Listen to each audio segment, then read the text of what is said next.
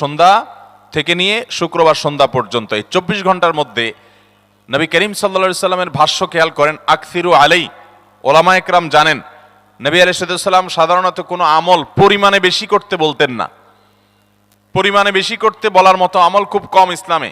গোটা কোরআন যদি খোলেন আপনি, পরিমাণে অধিক করতে বলা হয়েছে এরকম আমল খুব বেশি পাবেন না। তোমরা বেশি বেশি করে নামাজ পড়ো, বেশি বেশি করে রোজা রাখো, এরকম কথা কোরআন হাদিসে নাই। অবশ্যই একজন ইমানদার 5 ওয়াক্ত ফরজ নামাজের পাশাপাশি অধিক পরিমাণে নফল নামাজও পড়বেন, সেটা ভিন্ন কথা। কিন্তু কোরআনে বেশি পরিমাণে আল্লাহর জিকির করার কথা বলা হয়েছে। আর নবী করিম সাল্লাল্লাহু আলাইহি সাল্লাম বৃহস্পতিবার সন্ধ্যা শুরু হলে শুক্রবার সন্ধ্যার আগ পর্যন্ত বেশি পরিমাণে করতে বলেছেন যে কাজটা, সেটা হলো দুরূদ শরীফের আমল।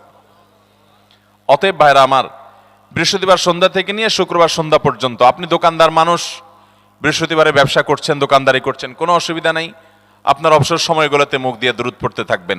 দুরূদের মধ্যে সবচেয়ে শ্রেষ্ঠ দুরূদ হলো নামাজে যেটা পড়েন, দুরূদ ইব্রাহিম।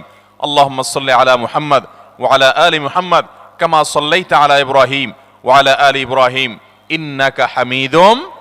আল্লাহুম্মা বারিক আলা মুহাম্মদ ওয়া আলা আলি মুহাম্মদ কামা বারাকতা আলা ইব্রাহিম ওয়া আলা আলি ইব্রাহিম ইন্নাকা হামিদুম।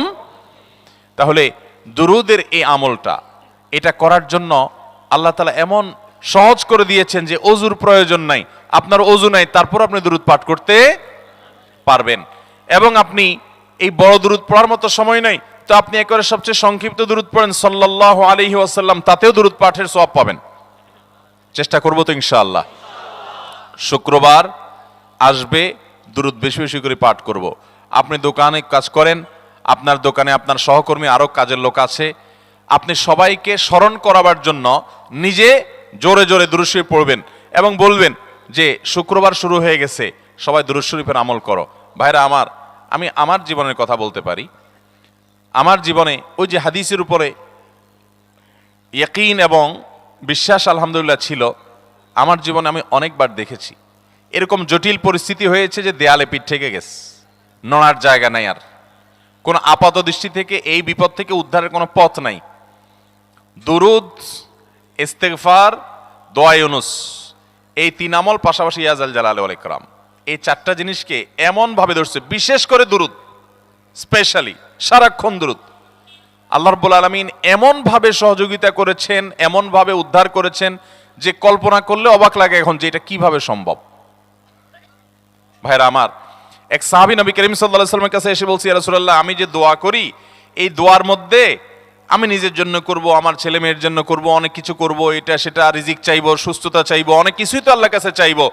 আপনি তো আল্লাহর রাসূল, আপনার জন্য দোয়া করলে আমাদেরই লাভ, একবার দোয়া করলে আল্লাহ 10 বার রহমত নাজিল করবেন, তো আপনার জন্য আমার দোয়ার ভিতরে কত % রাখবো?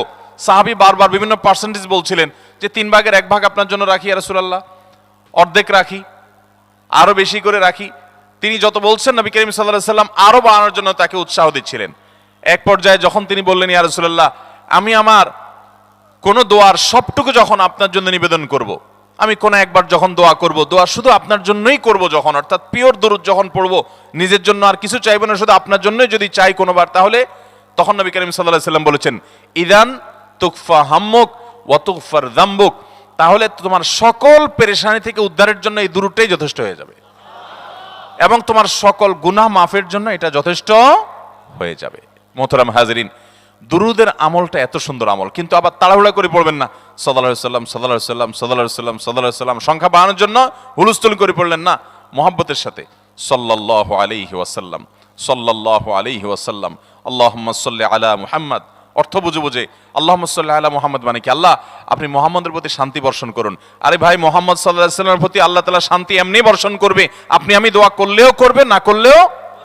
কিন্তু মাঝখান থেকে আমরা, ভাইরা আমার, কোন বড় কর্মকর্তার কাছে আপনার কোনো কাজের ঠেকা আছে, কর্মকর্তার ওই ছেলেটার আপনি দেখছেন যে খাচ্ছে না, আপনি যদি বলেন, স্যার ছেলেটা খাচ্ছে না স্যার, একটু ডাক্তার দেখান স্যার, এভাবে তো বাঁচবে না, ওর কষ্ট হচ্ছে স্যার, আপনি বললেও উনি ওনার ছেলের দিকে কেয়ার করবে, কিন্তু আপনি এটা বলার কারণে তার নৈকট্য পাবেন কি পাবেন না, তার সিম্প্যাথি পাবেন কি পাবেন না।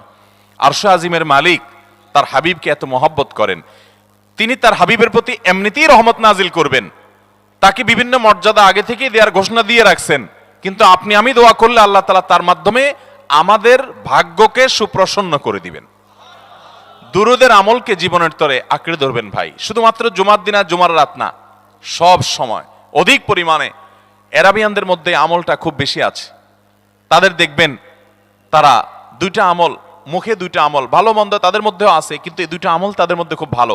বেশিরভাগ মানুষই দেখা যায় অবসর সময় আস্তাগফিরুল্লাহ ইস্তিগফার করছে অথবা দুরুদের আমল করছে। আমাদের অবসর সব সময়গুলো নিয়ে গেছে মোবাইল ফোন।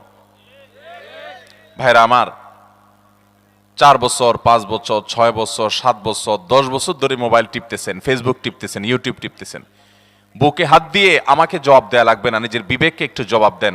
এই 10 বছর ফেসবুক, ইউটিউব, টিকটক, হোয়াটসঅ্যাপ টিপে আপনার অর্জন কি হয়েছে একটু হিসাব মিলান। এই যে স্ক্রল করতেছেন আঙ্গুল দিয়া, ঘন্টাকে ঘন্টা এই আঙ্গুল দিয়ে টানছেন টানছেন, নিচের দিকে যাচ্ছেন স্ক্রল করে ফেসবুকে, ইউটিউবে, একের পর এক। আপনার জীবনে অর্জনটা কি হয়েছে বলেন? ভাইরা আমার, এই মোবাইলের নিয়ন্ত্রণ করতে হবে, প্রয়োজনে ব্যবহার করতে হবে, কিন্তু এটাকে অনিয়ন্ত্রিত ব্যবহার করা যাবে না। একেবারে যখন তখন সারাদিন টিপাটিপি করলেন। আজকাল তো পোলাপান টয়লেটে গেলেও নিয়ে যায়। আল্লাহ তাআলা আমাদেরকে এই রোগ থেকে বেঁচে থাকার তৌফিক দান করুন। ভাইরা আমার, জীবনটাকে পরিবর্তন করতে হয়, সারা জীবন তো একরকম থাকলে হবে না। বহুত পাগলামি করেছি, আসুন নিজেকে সংশোধন করি। তাহলে জুমার দিন উপলক্ষে 1 নম্বরের আমল বলেছি, বেশি বেশি কোন আমল করতে হবে? সারা জীবন মনে রাখবো তো ইনশাআল্লাহ। বাসা বাড়িতে পরিবার লোকদেরকে মনে করাবো তো ইনশাআল্লাহ। আমি আমার ড্রাইভার থাকুক, আমার ছেলে মেয়ে থাকুক, আমার পরিবারের লোক থাকুক, আমি আমার কথা আপনাদের বলি উৎসাহের জন্য, যে জুমার দিন শুরু হয়ে গেলে আমি, শুধু আমি না, আমার পরিবার অন্যান্যরাও একে অন্যকে আমরা স্মরণ করে দিই। কে কে দুরূদ পড়তে কতবার পড়ছো, কেউ পড়ছে কিনা একবারও, সন্ধ্যা হয়ে গেছে, অনেক হয়ে গেছে, সবাই শুরু করি। আমলটা করবো তো ইনশাআল্লাহ। নাম্বার 1। নাম্বার 2, জুমার দিন উপলক্ষে অন্য যে কোনো দিনের চাইতে জুমার দিন অর্থাৎ শুক্রবারের ফজর নামাজ পুরুষরা মসজিদে জামাতের সাথে পড়বেন, জামাতের সাথে পড়ার নিয়ত করবেন পাক্কা। কারণ অন্য যে কোনো দিনের ফজর নামাজ না, শুধুমাত্র যত নামাজ আছে, নবী করিম সাল্লাল্লাহু আলাইহি সাল্লাম বলেছেন, আফদালুস সালাওয়াতে ইনদাল্লাহ, আল্লাহর কাছে দুনিয়ার সব নামাজের মধ্যে, 5 ওয়াক্ত সাধারণ নামাজগুলোর মধ্যে সবচাইতে উত্তম নামাজ হলো সলাতুল ফজরে মাআল জামাআতে ইয়াউমাল জুমআ, জুমার দিন ফজরের নামাজ জামাতের সাথে আদায় করা হলো যত নামাজ আছে এর মধ্যে সবচেয়ে শ্রেষ্ঠ নামাজ। তাহলে জুমার দিনে এই বিষয়টা বিশেষভাবে খেয়াল রাখবো। জুমার দিন ফজর নামাজটা পুরুষরা কোথায় পড়বো, এবং সেটা বৃহস্পতিবার থেকে পরিকল্পনা শুরু করবো যে কালকের ফজর নামাজ যাতে কোনো অবস্থাতে আমার মিস না হয়। আমাদের আখিরাতের ব্যবসা এটা ভাই, আখিরাতের কারেন্সি সংগ্রহ করা। যত খুঁটে খুঁটে ভালো ভালো আমলগুলো করবেন, আপনার আমল নামাতে আমল সওয়াব জমা হতে থাকবে। চেষ্টা করবো তো ইনশাআল্লাহ। আমাদেরকে শয়তান অন্যদিন ফজরের নামাজ পড়ার সুযোগ হলেও শয়তান এমন ভাবে আমাদেরকে ধোঁকা দেয়, শুক্রবারে ফজরটা পড়াটা সবচেয়ে বেশি কঠিন হয়ে যায়। কেন জানেন? কারণ ইবলিস তো জানে হাদিস, আপনি জানেন না, হয়তো অনেকে হয়তো আজকে শুনছেন, আপনি আমি কোনো হাদিস না জানতে পারি, ইবলিস ঠিকই জানে যে ফজর নামাজ এই দিন যদিও জামাতের সাথে ফজর পড়ে ফেলায়, তাহলে তোর আখিরাতের ব্যবসা অনেক দূর আগে যাবে। ওর সাথে তো আমাদের বাবা আদমের সাথে সেই চ্যালেঞ্জ, আদম আলাইহিস সালামকে সিজদা করতে বলা হয়েছে, সে তো করে নাই, তার সৌজন্যে বা তার জন্য সিজদা নিবেদন করে নাই। আল্লাহ তাআলা সেজন্য তাকে জান্নাত থেকে বের করে দিয়েছে। তার কারণে এই ইবলিস তখনই আল্লাহর সাথে, আল্লাহর সামনে চ্যালেঞ্জ ছুড়ে দিয়েছে আদম আলাইহিস সালামের সাথে, যে লা উবিয়ান্নাহুম আজমাইন, আমি আদমের সব সন্তানগুলোকে পথহারা করে ছাড়বো, ওদেরকে জান্নাতের পথে চলতে দিব না। এই জন্য আল্লাহ তাআলার কাছে সে কিছু পাওয়ার চাইয়া নিছে। এর ভিতরে একটা হলো কিয়ামত পর্যন্ত হায়াত পাবে, আরেকটা হলো আমাদের রগের সাথে সে মিশতে পারে, রক্ত প্রবাহের সাথে মিশতে পারে, শরীরের মধ্যে প্রভাব সৃষ্টি করতে পারে, আমাদেরকে দুর্বল করতে পারে, মন্দ দিকে টানতে পারে, ভালো কাজ যেন না হয় মনে মনে কুমন্ত্রণা সৃষ্টি করতে পারে। এই পাওয়ার সে নিয়ে এসেছে। এই জন্য তার সাথে আমাদের চ্যালেঞ্জ। সে হাদিস জানে যে জুমার দিন ফজর পড়লে আমাদের অনেক লাভ হয়ে যাবে। এই জন্য সে বৃহস্পতিবার রাতে, অন্য দিন যদি আপনি 10টা 11টা বা 11:30টায় ঘুমান, 12টায় ঘুমান, জুমার দিন অর্থাৎ বৃহস্পতিবার দিবাগত রাতে আইসা ইবলিস বলে, আরে পাগল হইছস, কালকে হলো শুক্রবার, দোকানদারি নাই, ব্যবসা নাই, চাকরি নাই, মহিলাদেরকে বলে কালকে পোলাপানের স্কুল নাই, মাদ্রাসা নাই, আজকে একটু টক শো, মিষ্টি শো, নাটক, সিনেমা, ইউটিউব, ফেসবুক, ওয়াজই শুন অন্তত। শয়তান কি বলে, ঠিক আছে তো যদি এত ফিল্ম দেখতে মনে না চায়, তো যদি মুসলমান হস, নেককার হস, তো ঠিক আছে অমুক হুজুরের ওয়াজ শুন, এই হুজুরের ওয়াজ সুনাত লাগাই দিয়ে রাতে 1-2 পর্যন্ত পার করে দিল, এরপরে ফজর নামাজ ওর জামাতের সাথে মিস, শেষ।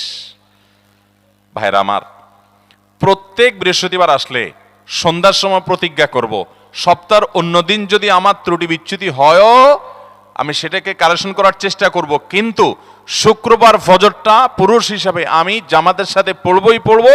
তার জন্য রাতে আগে আগে শোবো, ডাবল ট্রিপল অ্যালার্ম দিয়ে শোবো, অন্য নামাজি বন্ধুকে বলবো ফোন দিয়ে ডেকে দিবি, একে অন্যের সহযোগিতা করব, কিন্তু ফজরের নামাজ জুমার দিন ছাড়বো না ঠিক আছে তো? কয়টা আমল হলো? 2টা। মনে রাখবেন তো ইনশাআল্লাহ? আগামী বছর তো আমার মাহফিল আমি আর করব না, কিন্তু আগামী বছর যে মাহফিল করবেন সে আলোচককে আমি রিকোয়েস্ট করবো ইনশাআল্লাহ, আয়োজকরা এটার সবক জননায় আগামী বছর দিতে পারবেন তো ইনশাআল্লাহ? আমল যদি করেন তাহলে সবক ঠিকই দিতে পারবেন। ওই যে ভাই সবগুলো শুনে দিছে, কারণ আমল করেন। আচ্ছা, 3 নম্বর আমল হলো সূরা কাহাফ পড়বো। কোন সূরা পড়বো? সূরা কাহাফ। যারা কোরআন পড়তে পারেন না তারা শুনবেন, আর যারা পড়তে পারেন তারা নিজে পড়বেন। সূরা কাহাফ যদি জুমার দিন কেউ পড়ে, নবী করিম সাল্লাল্লাহু আলাইহি সাল্লাম বলেছেন এই সূরাটা তার জন্য নূর হবে, নূর, আলো আল্লাহর তরফ থেকে। কিয়ামতের ময়দানে ভয়াবহ গুটগুটে অন্ধকার হবে। কিয়ামতের একটা ভয়াবহ শাস্তি হলো অন্ধকারের শাস্তি। ভাইরা আমার, অন্ধকারের শাস্তি মানে এমন ভয়াবহ অন্ধকার হবে যে দুনিয়ার অন্ধকারের সাথে কোনো তুলনাযোগ্য নয়। সেই ভয়াবহ অন্ধকারে কিছু আমল আছে যে আমলগুলো মানুষের ওই অন্ধকারের মধ্যে আলোর কাজ দিবে। এর মধ্যে একটা হলো অজুর অঙ্গগুলো যদি কেউ ভালো করে অজু করে, সুন্দর করে ডলে ডলে যেন শুকনা না থাকে, উত্তম রূপে যদি অজু করে, কেউ পানি অপচয় না করে, পানি অল্প নেয় কিন্তু ডলে বেশি, সুন্দর করে যদি কেউ অজু করে, এই অজুর অঙ্গগুলো কিয়ামতের ময়দানে উজ্জ্বল হয়ে জলজল করে জ্বলতে থাকে এবং তার জন্য আলোর কাজ দেয়। সবাই যখন অন্ধকারের আযাবের মধ্যে নিমজ্জিত থাকে, হাহুতাশ করে,